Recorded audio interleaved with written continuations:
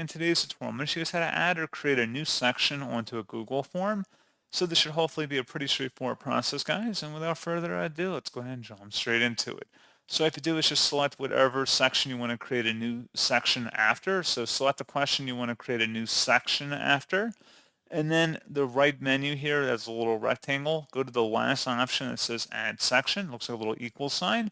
And now you have a new section here, and you can adjust the activities or the actions that will be performed versus after section like 1, for example. If you click the drop down, you can adjust which section it would go to.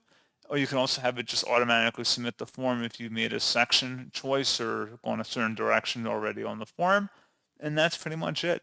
So as always, thank you guys for watching this brief tutorial. Do hope that was able to help you out, and I do look forward to catching you all in the next tutorial. Goodbye.